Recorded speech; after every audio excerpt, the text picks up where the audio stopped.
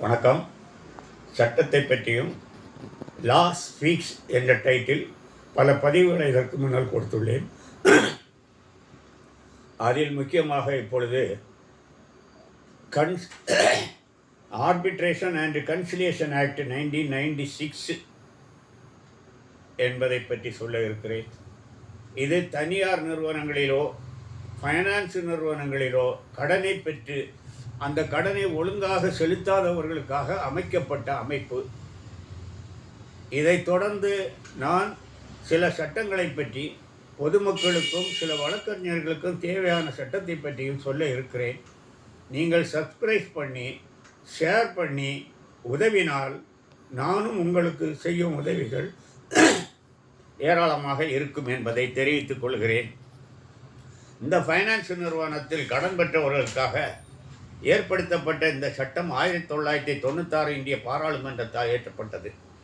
இதில் ஆர்பிட்ரர் அரசாங்கமோ தனிநபரோ அல்லது இது தொடர்பு உள்ளவர்களோ அதை ஆர்பிட்ரேட்டரை அப்பாயின்மெண்ட் பண்ணுறதுக்கு அந்த வங்கி நிறுவனங்களுக்கோ அந்த தனியார் ஃபைனான்ஸ் நிறுவனங்களுக்கோ பரிந்துரை செய்யலாம். இவரை போடலாம், இவரை போடக்கூடாது என்று பரிந்துரை செய்யலாம். அத்தகைய அமைப்புகளுக்கு அந்த சட்டத்தில் சில முக்கியமான 87 சரத்துக்கள் உள்ளது, பிரிவுகள். அதில் முக்கியமானவை பிரிவு 11, 14, 20, 30, 34, 35, 37, 64, 78, 79, 82. இந்த சட்டங்கள் அனைத்தும் இவர்களுக்கு சாதகமாக உள்ளது. இந்த சட்டத்தின்படியே அந்த ஆர்பிட்ரேஷனில் யார் யார் அங்கத்தினராக இருக்கலாம் என்றால் வெளிநாட்டு நிபுணர்களும் இதில் அங்கத்தினராக இருக்கலாம். இந்த சட்டம் உலகளாவியது. ஆர்பிட்ரேஷன் ஆக்ட் அண்ட் கன்சிலியேஷன் இது உலகளாவிய சட்டம். எந்த நாட்டு பிரஜையும் இந்த ஆர்பிட்ரேஷனில் கவுன்சிலராக அப்பாயின்மெண்ட் பண்ணலாம் என்று இந்த சட்டம் கூறுகிறது. அதை எதிர்ப்பதோ ஏற்றுக்கொள்வதோ மற்ற இருபாலாரது நிர்வாகம் மற்றும் கடன் பெற்றவர்கள். இவர்கள் மூவரும் சேர்ந்து யாரை வேண்டுமாறும் எப்போது மாற்ற வேண்டும் என்ற சஜஷனை கொடுக்கலாம், ஆலோசனையை வழங்கலாம். அவ்வாறு வழங்கும் போது இந்த தீர்ப்புகள் அனைவருக்கும் கட்டுப்பட்டதாக இருக்கும். அந்த தீர்ப்புகளை வருவதற்கு முன்னர் அந்த முத்தரப்பு சேர்ந்து செட்டில்மெண்ட் பண்ணுவதற்கு ஷரத்து 30 சொல்கிறது. நீங்கள் கட்ட வேண்டிய பணத்தை இவ்வளோதான் என்னால் கட்ட முடியும் என்றும் நிர்வாகத்திற்கு சொல்லலாம், அந்த ஆர்பிட்ரேட்டர்கிட்ட சொல்லலாம்.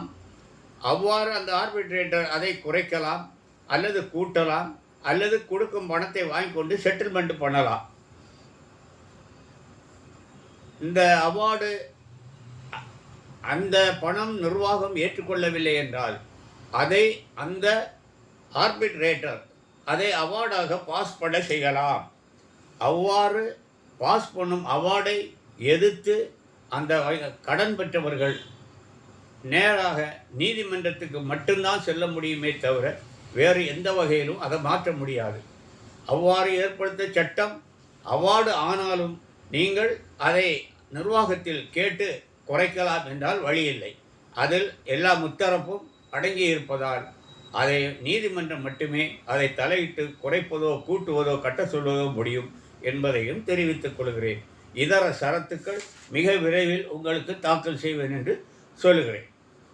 ஆனால் ஒன்று, உயர்நீதிமன்றம் இந்த சட்டத்தை மாற்றவோ மாற்றி அமைக்கவோ குறைக்கவோ கூட்டவோ எந்த உயர்நீதிமன்றத்துக்கும் அதிகாரம் உள்ளது என்பதை தெரிவித்துக் கொள்கிறேன். வணக்கம்.